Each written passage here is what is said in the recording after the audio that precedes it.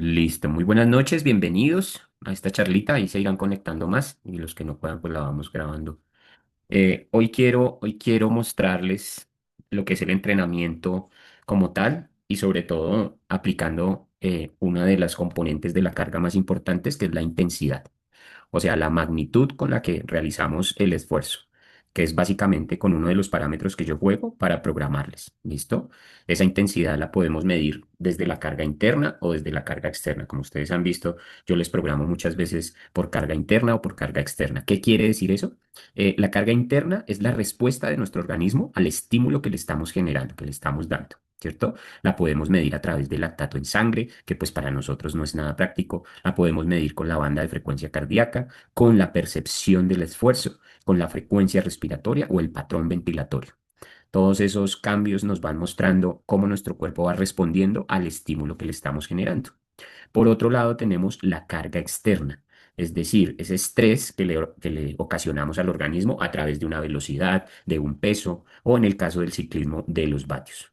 Entonces, el potenciómetro viene a ser como los kilos en el gimnasio. Yo sé si levanto y gano más fuerza porque soy capaz de mover más kilos en un número específico de repeticiones. Y así puedo ver la evolución de mi entrenamiento en cuanto a fuerza, ¿cierto? En el potenciómetro, pues pasa lo mismo. Yo puedo ver mi evolución si soy capaz de mover más vatios en un tiempo determinado. Y así voy midiendo ese progreso y voy generando unos estímulos. Entonces, en el gimnasio yo puedo decir, voy a mover 100 kilos, con esos 100 kilos puedo hacer solo 3 repeticiones y gano un componente de la fuerza específico. Y en los vatios, pues voy a mover, por ejemplo, 200 vatios por 4 horas, que no va a ser tan fácil como si los moviera solo por 5 minutos. Y lo mismo pasa con el pace o la velocidad que me demoro en recorrer un kilómetro, el tiempo, perdón, que me demoro en recorrer un kilómetro, pues sería también una carga externa. ¿Qué sucede? Que para mí no es lo mismo mover 200 vatios la primera hora que la segunda, la tercera y así entre más tiempo sume, pues esa carga externa va a implicar una carga interna diferente. Y por eso siempre trato de colocarles varios indicadores de intensidad en la ejecución del entrenamiento. Y aquí viene mi invitación a que contemplemos más otros patrones como la frecuencia cardíaca. Algunos de ustedes me han dicho, no, se me dañó el sensor, me toca cambiar la banda y así se quedan y me toca programar únicamente por vatios y no puedo corroborar cómo el organismo va respondiendo a esos vatios. Entonces es importante utilizar siempre la banda de frecuencia cardíaca. Y por el otro lado, pues la RP también siempre se las describo en la planificación. Y aquí viene pues cómo funciona el organismo a nivel fisiológico. A varios ya les he explicado la misma historia de cómo nuestro cuerpo funciona como un carro híbrido, con un motor eléctrico y un motor a gasolina. Este es el consumo de oxígeno que va obteniendo nuestro organismo a medida que va aumentando la intensidad del entrenamiento. Esta es una prueba de esfuerzo. Cuando yo prendo el carro y arranco, si arranco suave, lo primero y lo que más voy a utilizar va a ser el motor eléctrico. Así pasa en nuestro organismo. Lo primero que utilizamos es nuestro motor eléctrico, que en nuestro caso se llama el sistema aeróbico, que a través del oxígeno produce energía en la mitocondria y el combustible es los ácidos grasos libres y los triglicéridos musculares que tenemos. Por eso, cuando yo voy suave y hago trabajos extensivos largos, voy a, eh, voy a utilizar más la grasa como fuente de energía y se llama Fat Max, le dicen así. Llega un punto en que voy aumentando la intensidad y ese consumo no sigue la misma progresión lineal. Y ese punto se conoce como el primer umbral ventilatorio. Entonces, aquí en este BT1, en esta zona uno, podemos encontrar la zona de recovery, de recuperación, que nosotros poco la usamos. Yo por lo menos a ustedes no les prescribo sesiones de recovery, que es 1 hora, 2 horas rodando suave. Para mí, la verdad, eso no tiene ningún beneficio, sino acumular tiempo ahí en una zona que no genera adaptaciones. Es cuando vamos de paseo, cuando calentamos, cuando volvemos a la calma o cuando estamos más concentrados en echar rulo que en entrenar. Y está bien hecha rulo, pero tiene que ser en zona 2, es decir, más cerca a ese primer umbral ventilatorio. Seguimos aumentando la intensidad y el motor a gasolina tiene que empezar a trabajar, porque el motor eléctrico ya no puede mantener la misma, el aumento de la velocidad, por decirlo así. Ya solito no es capaz. Y así pasa en nuestro organismo. Nuestro sistema aeróbico no es capaz de hacerlo solo y empieza a pedirle más ayuda al motor a gasolina. Que en nuestro caso, este motor a gasolina funciona a través de los carbohidratos. Por eso es que en los deportes de resistencia utilizamos tanto los carbohidratos porque son la fuente principal de energía cuando hacemos trabajos de intensidad moderada y fuerte. Si yo ruedo en zona 2 suavecito 2 horitas, quizás no requiera un consumo alto en carbohidratos, no necesito 60, 90 para nada. En cambio, si voy aumentando la intensidad, mi cuerpo se empieza a pedir más gasolina. Y esos carbohidratos pues se acumulan en el organismo a través del plasma, de la glucosa en el plasma y del glucógeno muscular. Se deposita también en nuestros músculos. Cuando yo les digo vamos a hacer una recarga de carbohidratos el día anterior para la carrera, lo que estamos haciendo es llenando esos músculos de glucógeno para que al siguiente día tengamos más energía. ¿Listo? Entonces se sigue incrementando la intensidad, se utiliza más ese glucógeno y esa glucosa y se empieza a generar otro sustrato como subproducto que se llama el lactato, como si el carro le saliera por el exhausto el humito. En nuestro caso nos producimos lactato, pero ese lactato no es un desecho, es otro sustrato energético que se metaboliza, ¿m? Eso se llama gluconeogénesis, y se convierte nuevamente en glucosa, que viaja del hígado otra vez al músculo para producir energía. Entonces, ese lactato nos apoya el trabajo ahí, pero llega un punto en que sigo incrementando la intensidad y ya la velocidad con la que metabolizamos ese lactato no equipara la producción del mismo. Y entonces se generan más hidrogeniones y protones que lo que hacen es acidificar, ay, se me fue, volver más ácido metabólicamente el músculo. El músculo se vuelve más ácido y eso hace que se empiece a inhibir la contracción muscular. Entonces empiezan las piernas a flaquear, si estamos nadando, pues los brazos, y se sigue incrementando la intensidad, pero ya no vamos a poder durar mucho tiempo por encima de ese segundo umbral ventilatorio. ¿Listo? Estos umbrales ventilatorios nos ayudan a establecer zonas de entrenamiento. Como yo les dije, aquí está la zona 1, que es ir de paseo. Aquí, antes del primer umbral, está la zona 2. Después del segundo umbral está la zona 3, que sería una intensidad moderada. La zona 4, que ya es la zona de FTP, esa zona donde podemos hacer un esfuerzo intenso sin llegar a la fatiga, que podemos mantener la intensidad, pero que si le subimos un puntico más, ya, hasta ahí fue, nos fatigamos. Y por encima del umbral, pues ya están las demás zonas, que cuando entrenamos por potencia, pues yo se las programo de acuerdo a sus vatios. ¿Listo? Más o menos, en grosso modo, esa es la fisiología del organismo, como un carrito. Así funciona. Ahora, cuando entrenamos por potencia, cuando tenemos el potenciómetro, pues muchas veces establecemos algunas zonas y porcentajes sobre nuestro FTP. Y cuando estamos hablando de 20, 30, 40 minutos o más o menos el comportamiento de esos vatios es muy homogéneo entre los deportistas. Unos con más nivel, otros con menos, sí, pero sus porcentajes sobre el FTP son muy similares. Pero cuando estamos hablando de tiempos cortos, por debajo de los 10 minutos, 5, 1 minuto, 15 segundos, 5 segundos, la diferencia es muy marcada entre un deportista y otro. Eso quiere decir que no podemos programar por el porcentaje sobre el FTP y ustedes no tienen que preocuparse de eso, pero yo lo hago es por los vatios que ustedes pueden mover en las diferentes duraciones. Por eso les mando diferentes test en duraciones específicas para establecer, bueno, Alejo mueve 1600 vatios en un sprint. En cambio, Carlos mueve 1100. Entonces, sobre su FTP es súper distinto el trabajo que voy a hacer. ¿Listo? Y empiezan a salir métricas, parámetros que son muy similares a los que les expliqué en el carrito, pero en términos de potencia. Entonces hablamos de la Pimax, esa capacidad máxima de generar vatios en un ciclo de pedalada completa y habla de nuestro nivel neuromuscular, de qué tan fácil es y qué tan eficiente es nuestro organismo en conducir el impulso nervioso, en reclutar más fibras musculares que deriven pues en aplicar más fuerza a mayor velocidad. Esa sería la Pimax. Y si yo soy un sprinter, pues se me va a facilitar mover más vatios en esa Pimax. Luego vamos a la Pimax FRC, que ya habla de esfuerzos sobre los 15 segundos, 20 segundos, ¿sí? Un poquito más largos. Después hablamos ya del FRC, que es esa capacidad de mover, del trabajo que podemos acumular por encima de FTP. O sea que habla de nuestro motor a gasolina, de nuestra capacidad glucolítica. Y dependiendo la modalidad en la que compitamos, pues va a ser más o menos relevante. Ya después nos acercamos a FTPRC, esfuerzos de 2, 5 minutos. Ya también estamos hablando ahí del VO2 máximo. Recuerden que es esa capacidad que tenemos de utilizar el oxígeno como fuente de energía, transportarlo y utilizarlo en las mitocondrias. Y eso depende mucho de nuestra genética y también de las adaptaciones que vamos logrando con el entrenamiento.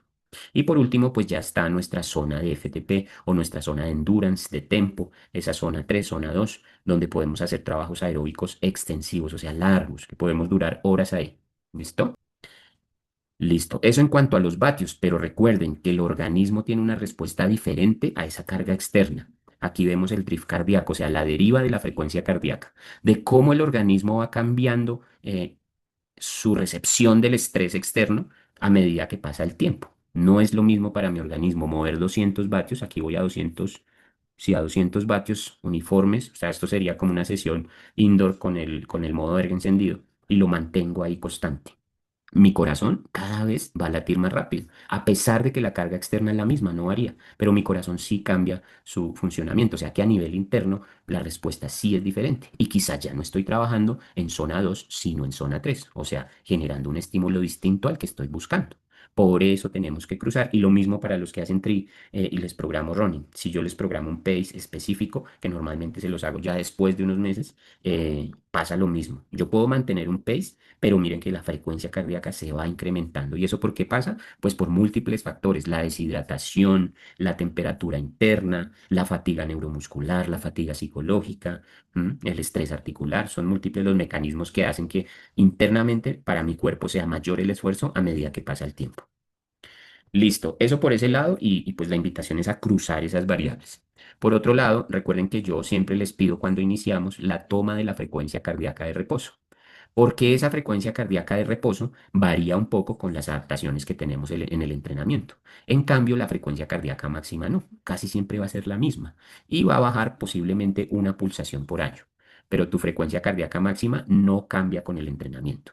La de reposo sí, porque tu corazón cada vez que estás más entrenado se va volviendo más eficiente. Y eso hace que mis porcentajes de trabajo en las zonas en intensidades submáximas, o sea, no a tope, sean variables, vayan cambiando de acuerdo a esas adaptaciones. ¿Listo? Si alguno tiene una pregunta en algún momento, con toda confianza pregunten. Entonces, esta tarea para los que a veces no la hacen, se la recomiendo. Tomarse la frecuencia cardíaca de reposo, son solo 3 días, no los vuelvo a molestar. Con eso establecemos zonas de frecuencia cardíaca un poco más precisas. ¿Listo? Y siempre la frecuencia cardíaca máxima la tomo de sus entrenamientos, porque he tenido deportistas con 40 años y con una frecuencia cardíaca máxima de 200 pulsaciones. Si nosotros nos vamos a una fórmula teórica de esas que tratan de hallar frecuencia cardíaca máxima, normalmente dicen 220 menos la edad. O sea que en ese deportista serían 180 latidos. Nada que ver con la realidad. Y al revés también me ha pasado, sujetos que no les sube fácilmente la frecuencia cardíaca máxima. Es muy individual. Entonces, por eso tomo la que ustedes tienen registradas en su último año de entrenamiento. Listo, entonces ahora hablamos de la percepción del esfuerzo. Y me gusta esta definición de este libro que es muy interesante, se llama La naturaleza del entrenamiento, y dice que en estos tiempos modernos la RP es como una especie de procesador de alta capacidad que puede monitorizar en tiempo real y guardar un historial de los datos de estrés por cada parte del organismo, ponderándolos en importancia según cuánto afectan en todo momento. ¿Listo? O sea que lo que hace es integrar completamente nuestro sistema. ¿Sí? Mi percepción del esfuerzo sabe si no dormí bien, si vengo cansado del entrenamiento de la semana, si mis piernas están adoloridas, si el estrés del trabajo está sumando en esa fatiga o no, si está haciendo mucho calor, si no me he hidratado bien, si no he comido suficientes carbohidratos. Todo eso me lo resume la percepción del esfuerzo. Entonces muchas veces la infravaloramos y a la final pues es nuestra naturaleza, nuestro cuerpo es muy sabio y nos avisa cómo está en ese momento durante el esfuerzo que está realizando. Entonces, hay veces me preguntan, profe, si me paso 20 vatios, ¿está bien? ¿Está mal? ¿Será que no puedo, me tiro el entrenamiento si me paso 20 vatios? Pues resulta que los números son eso y nuestro organismo no son números. Entonces, puede ser que mi FTP hoy hayan sido 202 vatios y mañana sean 210, ¿m? Y pasado mañana 190. O sea que sí varía bastante esas métricas. Por ende, no debería olvidar mi carga interna y dentro de ellos la percepción del esfuerzo. Más aún en carrera. Yo en carrera tengo que tener muy presente mi percepción del esfuerzo. Muchas veces el recorrido, el estrés, no me da el tiempo para ponerme a mirar la pantalla, el GPS. Entonces tengo que entrenar la percepción del esfuerzo.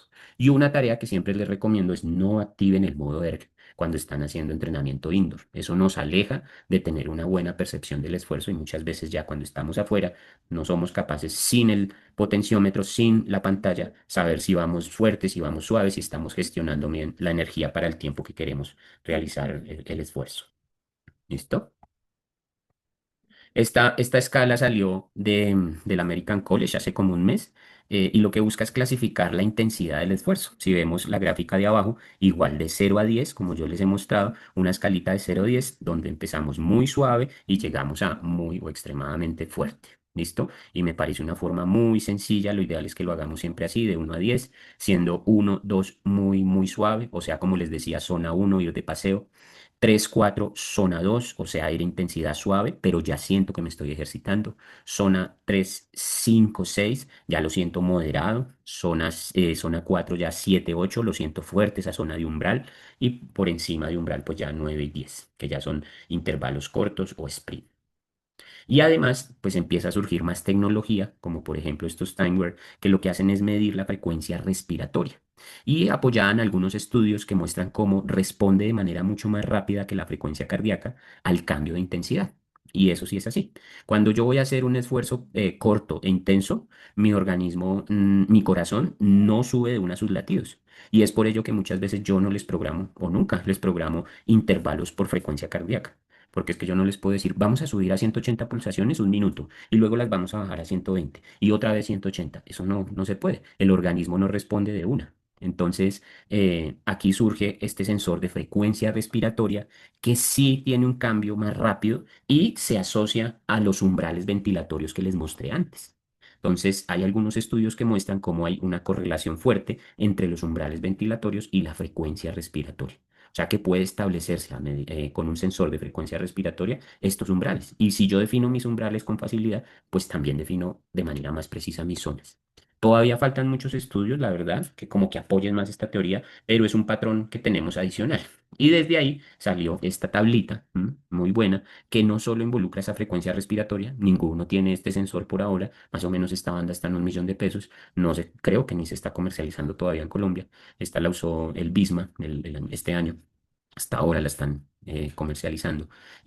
Pero sí salieron estas dos recomendaciones de patrones respiratorios y de sensación subjetiva, que me parecen muy pertinentes para que las tengamos presentes en las diferentes zonas. ¿Listo?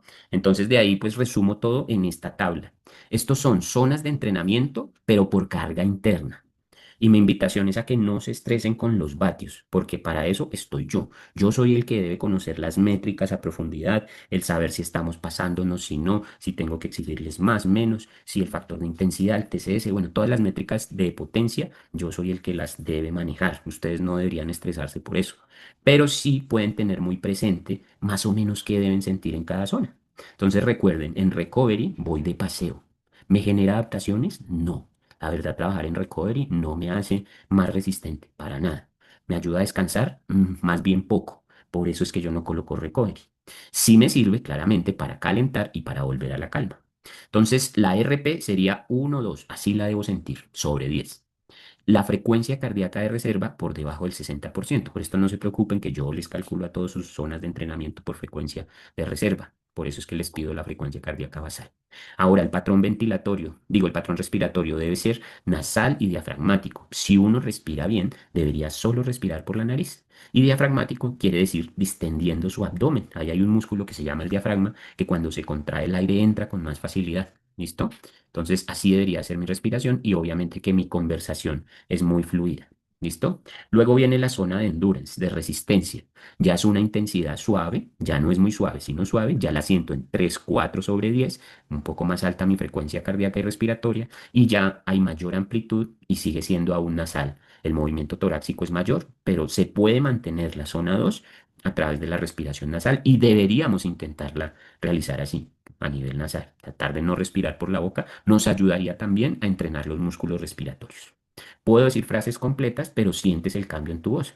Y aquí siempre les digo, si te entra una llamada, al otro lado del teléfono, la otra persona debe percibir que te estás ejercitando. Puedes mantener la conversación, pero el que está al otro lado debe sentir que te estás ejercitando. Y con esto nomás yo hago un cambio grande en los deportistas que venían en otros procesos, o bueno, los que entrenaban solos. Porque cuando yo miro el resumen de cuánto tiempo pasan en zona, es impresionante la cantidad de horas que la gente anda en recovery. ¿Le sirve? No. Deberíamos utilizar el recovery para calentar y para volver a la calma, nada más. O sea que muchas veces lo típico que hacen los ciclistas, suben un puerto, se exigen y ya, después descanso, zona uno y eche rulo. Entonces aquí viene esa invitación de tratemos de mantenernos en zona 2, que sientan que se están ejercitando, que están generando adaptaciones. Luego sigue la zona 3, la zona de tempo. Esta es la zona donde más pasamos cuando estamos compitiendo, si es larga distancia. Intensidad moderada, ya no la siento suave. O sea que voy a sentir un 5 o 6 sobre 10. Sube mi frecuencia cardíaca, sube mi frecuencia respiratoria y ya hay una transición bucal nasal. Ya no puedo sostener mi respiración solo a nivel nasal. ¿Listo? Ya solo puedo decir frases cortas, ya no me puedo poner a charrulo, ya puedo conversar, digo frases corticas, respiro y continúo. Pero no es con esa facilidad que lo hacían zona 2. Zona 4, la zona de umbral cercana a ese FTP o a ese pace que hallamos en 20 minutos. Fuerte, una zona de intensidad fuerte, ya la califico 7 8 sobre 10, suben mis patrones ventilatorios y de frecuencia cardíaca. Bucalmente dominante, rítmica, y hablar pues ya se vuelve difícil y solo digo palabras, ya no armo frases. Por último, cuando supero ese umbral, el VO2 máximo, trabajo de VO2 máximo o FRC o Pimax, ya es una intensidad muy fuerte donde solo digo monosílabos, puedo contestar un sí o un no y pare de contar.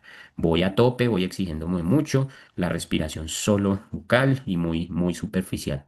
Respiro muy agitada. ¿Listo? Esta tablita me parece que resume muy bien lo que un deportista debería percibir y así corroborar que está en la zona más precisa, inclusive muchas veces, que los vatios. Recuerden, si tienen dudas, pregunten. Ahora, hay unas ventajas y unas desventajas de cada una de las formas de cuantificar la intensidad. Por ejemplo, la frecuencia cardíaca me sirve cuando estoy iniciando un proceso, ¿sí? Porque de pronto no tengo la experiencia para clasificar mi intensidad con RP o todavía no tengo las suficientes métricas de potencia como para saber cuál es mis vatios o mi pace en el caso del running o de la natación. Me sirve para mantener series largas cuando hacemos endurance, por eso les prescribo mucho por frecuencia cardíaca o cuando cambio de temperatura o altura, porque no es lo mismo mover 200 vatios o tener un pace de 5 minutos el kilómetro a nivel de Bogotá que a nivel de Barranquilla. Posiblemente en Barranquilla, si están adaptados a la temperatura, pues van a mover más vatios o van a correr más rápido. Limitaciones, pues la respuesta es tardía, entonces no les programo intervalos por frecuencia cardíaca, porque en cambios cortos, no, mi corazón no me va a dar ninguna información relevante. Y con la frecuencia cardíaca yo no puedo muchas veces establecer el progreso del deportista. Yo sé que su máxima es 180 y que subió a 180, pero no más. En cambio, cuando la cruzo con la potencia, yo sí puedo decir, a 150 latidos ya no mueve 200 vatios que movía el año pasado, este año ahora mueve 220. O sea, al mismo esfuerzo cardiovascular, su producción de energía en las piernas, en sus pedaladas, es mayor. Entonces, ese deportista ha mejorado. ¿Listo? Ahora la potencia. Pues la potencia nos da muchísimas métricas de rendimiento que no nos dan los, se me pasó, que no nos dan los factores internos. Yo con la potencia puedo, como les dije en el ejemplo del gimnasio, pues establecer cuáles son mis números y ver claramente si he mejorado o no, ¿cierto? Puedo establecer también cuál es mi nivel, a qué nivel estoy, si me falta mucho, si me falta poco, si hasta ahora estoy empezando. Esos datos con los que están empezando, pues poco a poco se los voy mostrando. Con los que ya llevan tiempo, pues muchos ya conocen sus métricas, sus parámetros y saben para dónde van y dónde están. ¿Listo? Son datos pues muy exactos. Hay un control de la carga que ahora les explico que eso ayuda mucho. Y en esfuerzos cortos e intensos pues es muy bueno entrenar por potencia. Pero no todos los días los deportistas mueven los mismos vatios. Depende de la fatiga y otras variables, el sueño. En algunas rodadas, pues, se vuelve más rígido el proceso cuando solo miramos los vatios. Y en muchos momentos les digo, pues, si van a salir en grupeta, disfruten de la rodada, no se preocupen tanto por los números, traten de mantener ciertas características en su entrenamiento, pero pues. No es tan relevante tampoco que un día nos sigan al pie de la letra. Y una recomendación que siempre les hago es que al menos cumplan el 80% de lo programado, que si van en grupo y quieren darse más duro o ir más suave, pues que más o menos medien ahí un poco y que cumplan con el 80% de la tarea. Por último, el RPE, pues genera un autoconocimiento que me ayuda a gestionar mejor mi energía, por ejemplo, en las carreras, y responde, como les decía, a variables externas, a múltiples variables externas. Pero no hay que confundir la sensación con la percepción del esfuerzo, ¿sí? Y está muy influenciada por el estado emocional, la motivación, el ambiente, incluso la experiencia. Un deportista que está iniciando muchísimas veces pasa que no se conoce, no puede gestionar su esfuerzo. Le mando un test de 20 minutos y me dice, profe, a los 5 minutos me reventé, no di más. Pues claro, ese deportista hasta ahora está conociendo su organismo y no sabe gestionar esa energía para un esfuerzo en ese tiempo. Entonces, sí hay que ir poco a poco como conociéndose. ¿Listo? Ahora, esas variables de las que les hablé, con ese motorcito a gasolina o ese motorcito eléctrico, genera una ruta y unos objetivos de entrenamiento de acuerdo a ese deportista. La mayoría de ciclistas de ruta necesitan un buen V2 máximo, un buen FTP y una buena durabilidad. Es decir, que sean resistentes, que después de 2, 3 horas sus vatios sean muy similares a cuando estaban frescos. Eso es la durabilidad. En cambio, ser muy potentes a nivel neuromuscular, o tener mucha fuerza en esfuerzos muy cortos de 1 minuto, 2 minutos, no es tan relevante para los que compiten en ruta, que hacen gran fondos, que hacen recorridos largos. En cambio, si lo que voy a hacer es una contrarreloj, pues la durabilidad no es tan importante. ¿M? No, porque voy a hacer pruebas cortas de 30, 40, 50 minutos y esa durabilidad no es relevante y mucho menos esa vía glucolítica. El ciclismo de ruta, pues hay muchos cambios de ritmo, y muchos cambios en la ondulación del recorrido. Cambio en la contrarreloj normalmente no pasa. En el Criterium tenemos varios deportistas en Estados Unidos que corren Criterium, pues tiene ciertas particularidades, son circuitos donde frenan y arrancan, frenan y arrancan. Entonces sí es muy importante la vía glucolítica y la potencia neuromuscular porque normalmente estas carreras se definen al sprint. En el triatlón, pues la vía glucolítica, la vía neuromuscular no son relevantes. Yo necesito ser resistente y trabajar mucho mi vía aeróbica. Entonces, este resumen lo que quiero es mostrarles que cada uno tiene unas demandas diferentes de acuerdo a sus objetivos y hacia allá es que le tengo que apuntar. Entonces, si en algunos casos dicen, no, pero el profe nunca me muestra mis números de Pimax y eso, pues es que hacemos triatlón y la verdad no son relevantes. O los ciclistas que tengo de pista, ¿m? Un mexicano, no sé si está conectado. Israel me decía, profe, pero es que, ¿por qué me pone tan poquito endurance? Porque yo hacía antes con mi entrenador 3 horas, 4 horas, pues es que la verdad no es tan relevante para un pistero tener una base aeróbica súper grande. ¿La trabajamos? Sí, claro que sí, pero yo me tengo que concentrar en esto. ¿Listo? Ahora, para los que me dicen hay veces, profe, y si me paso un poquito me tiro el entreno, pues miren qué más o menos sucede en el organismo, cuáles son las adaptaciones independiente o teniendo presente la intensidad. Cuando voy suave, que en nuestro caso sería zona 2, pues voy a generar una mayor capilarización en los músculos. Eso se llama angiogénesis, la producción de más capilares. Igual que un árbol va creciendo, van creciendo las raíces del árbol, lo mismo pasa en nuestros capilares cuando entrenamos más, a esa intensidad suave. También se nos aumenta el volumen plasmático, o sea, la cantidad de sangre en nuestro organismo aumenta. Normalmente uno tiene 5 litros y un deportista de resistencia puede llegar hasta los 8 litros de sangre en su organismo. Ese aumento del volumen plasmático pues va a repercutir en que mi corazón tenga una mayor precarga, o sea, que a mi corazón le llegue más sangre, se llene más. Y cuando se contraiga, por ende, también envíe un mayor volumen de sangre al organismo y eso conlleva a que no tenga que latir tan rápido. Y esas son unas de las adaptaciones que se van creando, que mi corazón cada vez va a latir más despacio a intensidad de sus máximas. También la actividad enzimática mitocondrial, las fibras de contracción lenta, que son las que se activan cuando voy por debajo y las que trabajan cuando voy por debajo del primer umbral ventilatorio. Pero miren que a intensidad moderada también pasan esos cambios. A intensidad fuerte un poco menos, pero también, o sea, es que el cuerpo no dice, ah, como no voy a intensidad suave, entonces no voy a mejorar. No, el cuerpo mejora siempre, sí o sí, independientemente que lo haga suave, moderado, fuerte. Sí hay un mayor predominio de unas adaptaciones frente a otras, dependiendo de la intensidad. Pero el hecho de que yo le ponga zona 2 y usted se pasó 10 minuticos a zona 3, pues eso no va a tener una repercusión grande. ¿Cuál es el problema?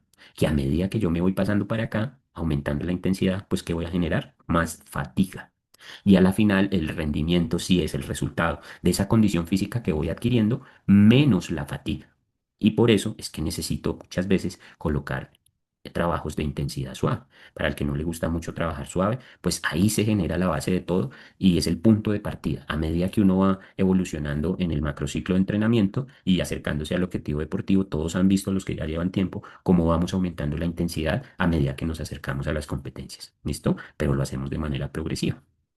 Entonces eso es básicamente lo que les quería mostrar ahí en ese cuadro. Y como les decía, pues llegamos a la fatiga. Y la fatiga es, creería yo, que el principal factor de la lesión. En general, el ejercicio, el entrenamiento no es el que genera lesión, es la fatiga que se va acumulando. Y por eso, pues es súper importante saberla gestionar. Yo tengo unas métricas para los que entrenan por potencia y esas me dan unos patrones. Y yo puedo establecer, puedo subir un puntico o 2 punticos más la siguiente semana. O al contrario, esta semana voy a bajarle porque tenemos carrera y tenemos que llegar frescos. ¿Sí? Eso yo lo puedo gestionar. Pero lo más importante es esto, cómo ustedes se sienten. Pero pues esto depende sobre todo de su comunicación, de que me cuenten qué nivel de fatiga tienen, qué tanta fatiga van acumulando, qué nivel del dolor, si lo califican todo esto de 1 a 10 me podrían dar y me toca a mí ir generando también herramientas para que me vayan contestando. Yo sé que la carita de Training Peaks pues es muy sencilla, muy fácil, muy práctica, pero muchas veces pues me quedo cojo en información, no tengo suficiente que me gustaría saber, por ejemplo, estas. La calidad del sueño, que también están durmiendo, porque cuando yo no duermo bien puede ser causa de la fatiga, el nivel de energía que tengo durante el día, las horas de sueño, el nivel de estrés. Algunos de ustedes son deportistas élite, pero otros son deportistas aficionados. Entonces, el deportista aficionado trabaja, tiene que entrenar y trabajar.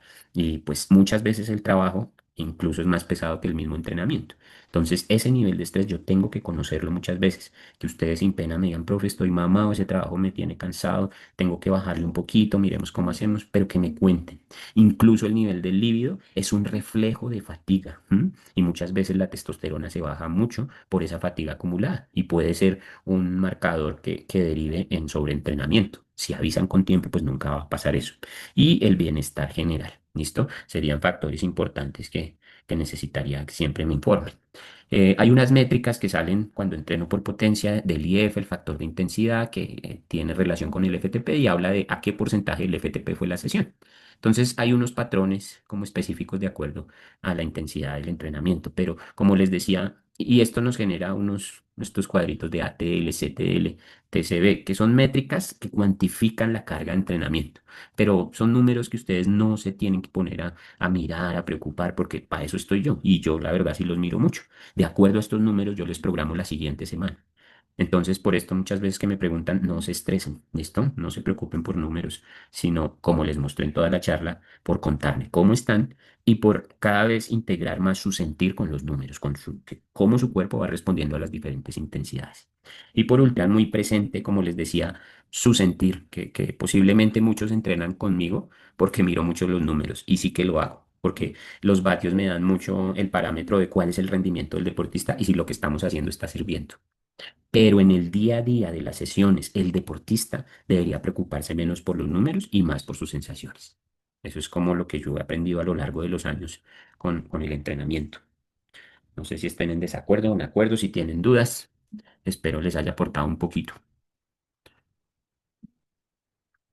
¿Ninguno? ¿Todo clarísimo? Sí, señor, todo claro, profesor. Muchas gracias. Listo, con todo Gracias, profe. gusto. Bueno, entonces nos despedimos. Una feliz noche para todos. Que Chao, Mauricio, descansen. muchas gracias. Gracias, Bueno, un profesor, muy Chao, abrazo. amable. profe, Mauricio, Bueno, gracias. bonita Hasta buenas pronto, tarde. noches. gracias. Luego. Luego, gracias.